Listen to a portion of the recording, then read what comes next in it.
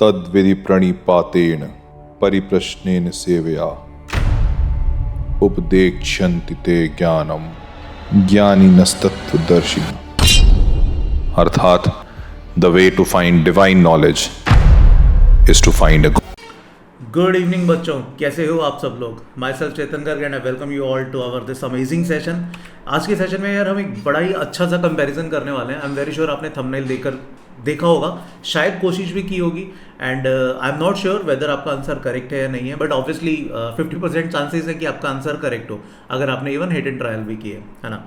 तो ये क्वेश्चन है ना, दिखने में जितना आसान है उससे कहीं ज़्यादा अच्छा है इसको इसकी अप्रोच समझना। काफ़ी अच्छी अप्रोच है इसकी। लेट्स सी आप लोग किस तरीके से इस क्वेश्चन को समझ पाते हो, है ना। तो without wasting much of your time, let's see what exactly is the question. Question था, हमें कंपेयर करना था 1/√2 पावर 1/√2 को 1/√3 पावर 1/√3 से। तो हमें बेसिकली ऑब्वियसली यही कंपेयर करना है कि इन दोनों में से कौन सा बड़ा है कौन सा छोटा है ना। बट ये इतना भी आसान क्वेश्चन नहीं है। मतलब अगर लेट से क्वेश्चन होता हाफ पावर हाफ और 1/3 पावर 1/3, तो शायद इसको काफ़ी बच्चे बड़ी इजीली कंपेयर कर लेते हैं। बेसिकली 2 और 3 का एलसीएम लिया, 6 लिया, है ना, पावर 6 कर दिया दोनों साइड, तो this will become half cube, this will become 1/3 squared, and half cube होता है 1/8 एंड 1/3 स्क्वायर 1/9। और हमें पता है अगर न्यूमरेटर सेम है तो जितना डिनोमिनेटर ज़्यादा होगा उतनी वैल्यू कम होगी। तो वी कैन डेफिनेटली से कि 1/8 जो है वो बड़ा है 1/9 से। बट अनफॉर्चुनेटली यहाँ पर सिर्फ ये नेचुरल नंबर में नहीं डील हो रहा, 1/√2 पावर 1/√3 था। एंड ट्रस्ट मी, √2 और √3 का एलसीएम नहीं होता, डजेंट एग्जिस्ट, ठीक है। LCM of least common multiple of √2 and √3 doesn't exist, ठीक है। तो अब हम क्या करें, क्या हम इसे लेट से अगर हम √2 मल्टीप्लाइड बाई √3 यानी √6 पावर कर देते हैं दोनों साइड, मान लो, है ना, तो ये बन जाएगा 1/√2 पावर 1/√3 और इधर बन जाएगा 1/√3 पावर √2। अभी भी हम फंसे हुए हैं यार, हमें नहीं पता है कि इनकी वैल्यूज ये ऐसे कैसे कैलकुलेट की जाएं, है ना। तो देयर इज़ अ कन्फ्यूज़न, कुछ तो यहाँ पर कन्फ्यूज़न है ना। अब अगर ये क्वेश्चन मतलब अगेन हाफ पावर हाफ या 1/3 पावर 1/3 या फॉर दैट मैटर 1/4 पावर 1/4 इस टाइप की चीज़ें भी होती तो भी शायद हम कंपेयर कर लेते। बट अभी हमें समझ में नहीं आ रहा है कि भाई हम इस क्वेश्चन के साथ कैसे डील करें, ठीक है। तो अब सबसे पहले इसमें क्या एग्जैक्टली क्या हो रहा है, इस चीज़ के लिए हमें शायद ये देखना पड़ेगा कि जो यहाँ पर इनपुट है जैसे 1/√2 है तो वही पावर है, जो यहाँ पर वैल्यू है वही इसकी वैल्यू है। अब मैं थोड़ा सा आपको इन्फॉर्म करना चाह रहा हूँ कि मैं अब यहाँ पर ग्राफ्स और थोड़ा सा हम कैलकुलस यूज़ करेंगे। तो अगेन ये क्वेश्चन इजी नहीं था डायरेक्टली समझना, है ना। बट हाँ, जिन बच्चों को हल्का फुल्का कैलकुलस यानी डिफरेंशिएशन आता है या जिनको हल्का फुल्का ग्राफ आता है वो इस क्वेश्चन को शायद कर पाएंगे। जिनको नहीं आता बट एटलीस्ट वो समझ ज़रूर पाएंगे, ठीक है। तो हम एक बार बात करते हैं y = x पावर x की, इस ग्राफ की, इस फंक्शन की, ठीक है। और देखते हैं ये कब तक डिक्रीजिंग था और कहाँ से इंक्रीजिंग स्टार्ट होता है, ठीक है। तो सबसे पहले हम इसका कुछ रफ ग्राफ बनाने की कोशिश करते हैं। तो let's try to make a rough graph of y = x power x, ठीक है। इसके रफ ग्राफ की तरफ हम बढ़ते हैं। तो अगर मैं बात करूँ x पावर x, ऑब्वियसली ये नेगेटिव नंबर्स के लिए हम इसको स्टडी नहीं करते बिकॉज काफ़ी फ्लक्चुएटिंग ग्राफ होता है, बहुत सारी वैल्यूज़ पर डिफाइंड है एंड बहुत सारी वैल्यूज़ पर अनडिफाइंड है। And in fact between any two real numbers, negative वाली साइड बात कर रहा हूँ मैं, नेगेटिव वाली साइड में किसी भी दो रियल नंबर्स के बीच में ये इनफाइनाइट जगह पर डिफाइंड होगा और इनफाइनाइट जगह पर अनडिफाइंड होगा। तो लेफ्ट हैंड साइड पर बड़ा ही फ्लक्चुएटिंग ग्राफ बनता है, तो left hand side negative powers को स्टडी नहीं कर पाते, ठीक है। अब राइट हैंड साइड की बात करूँ तो सबसे पहले अपन देखते हैं कि भैया 0 पर इसके साथ क्या होने वाला है। और ये बड़ी कॉमन सी लिमिट है, शायद बहुत बच्चों को पता हो, limit x tending toward 0 + x power x, ये वैल्यू होती है 1। तो ये जो ग्राफ है, अगर मैं ग्राफ की बात करूं, ये ग्राफ स्टार्ट होगा 1 से, ठीक है। और इतना भी दिख रहा है भैया x = 1 पर इसकी वैल्यू 1 है, ठीक है।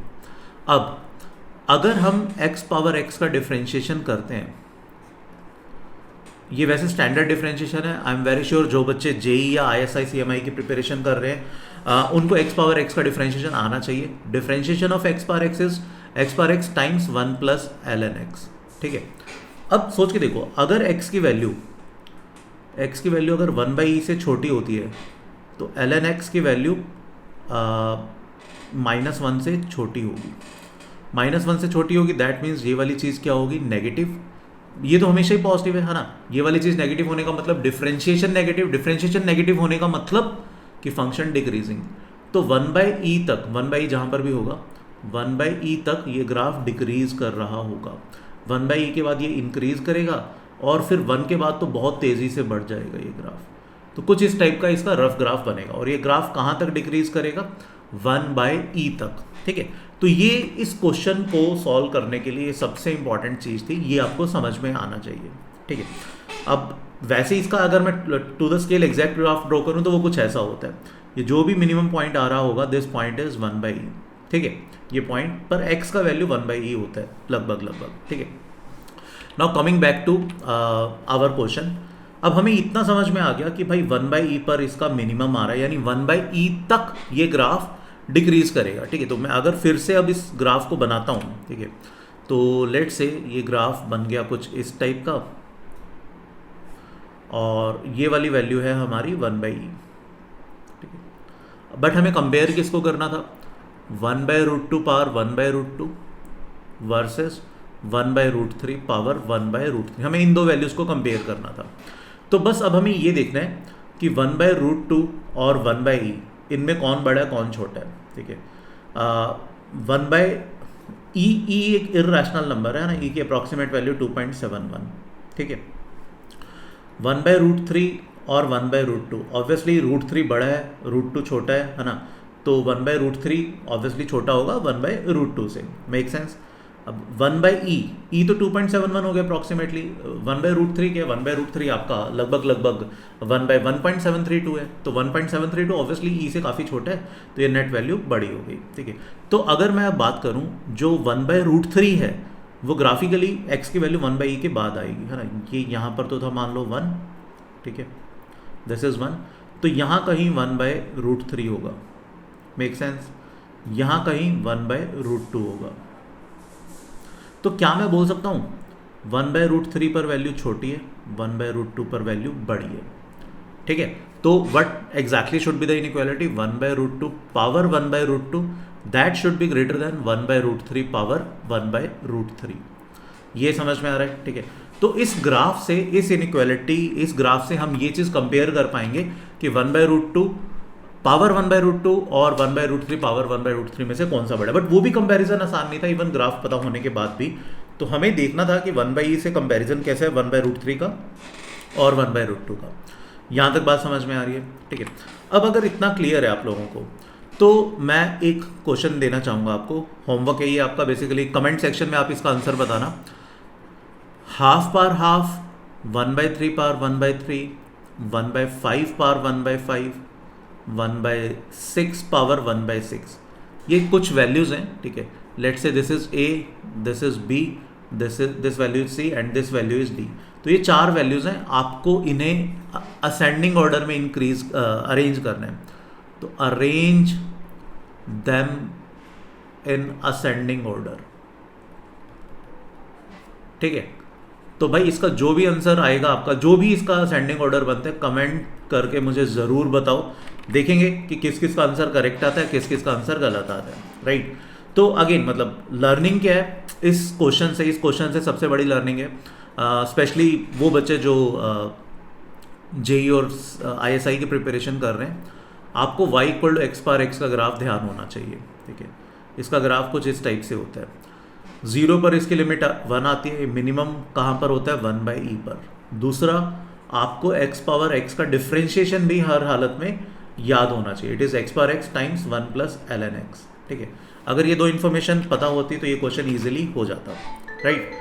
अब अगर हम बात करते हैं जो बच्चे ISI के लिए प्रिपेयर कर रहे हैं, या जो बच्चे ISI 2026 या CMI 2026 या इवन JEE 2026 को टारगेट कर रहे हैं, भाई हमने अभी रिसेंटली एक बैच लॉन्च किया था, बहुत अच्छा रिस्पॉन्स आ रहा है इस बैच का, तो सोचा आप लोगों के साथ शेयर कर दूं। ठीक है, ये बैच लंबा बैच है, 2 साल का बैच है, 156 लाइव लेक्चर्स हैं इसमें, 156। ठीक है, इसमें कंप्लीट मैथ्स, जितना भी आप मैथ्स में सोच सकते हो 11th 12th में, या IUQM के लिए, या मैथ्स ओलंपियाड के लिए, या ISI JEE CMI के लिए, जितना भी मैथ्स आप सोच सकते हो वो सारा का सारा इस बैच में कराया जाएगा, complete mathematics, right. 156 minimum live lectures हैं, इसके अलावा एडिशनल बहुत सारे लेक्चर होने वाले हैं। काफ़ी सारे पार्ट टेस्ट होंगे, 31 पार्ट टेस्ट जैसे कि लिखा हुआ है। 5 फुल टेस्ट ISI पैटर्न के होंगे, 3 फुल टेस्ट CMI पैटर्न के होंगे। Apart from that IUQM pattern के भी स्पेसिफिक IUQM पैटर्न के काफ़ी सारे टेस्ट होने वाले हैं। RMO पैटर्न के भी काफ़ी टेस्ट होंगे और JEE पैटर्न के भी इसमें काफ़ी टेस्ट होंगे। ये तो बेयर मिनिमम टेस्ट है जो यहाँ पर लिखा हुआ है। असाइनमेंट्स मिलेंगे आपको डेली, ठीक है। टीचर्स मैं और अभय सर इस बैच में टीच करेंगे। हफ्ते में 2 दिन है, 2 दिन इसलिए रखे ताकि आपको सॉल्विंग के लिए, आपको प्रॉपर समझने के लिए अच्छा खासा टाइम मिलता रहे। काफ़ी कॉन्सेप्चुअल तरीके से बैच चलेगा। इसमें हम बहुत सारे पजल्स करेंगे, जो आज क्वेश्चन के ऐसे बहुत सारे लॉजिकल क्वेश्चंस करेंगे, ताकि not just these competitive exams, आपका पूरा दिमाग भी खुल पाए कि एग्जैक्टली हमें क्या क्या करना है, ठीक है। अब भैया क्योंकि बैच बड़ा है तो इसका प्राइस 26,666 है, but again you can apply this coupon code CGPRO and you will get this batch at 24,000, ठीक है।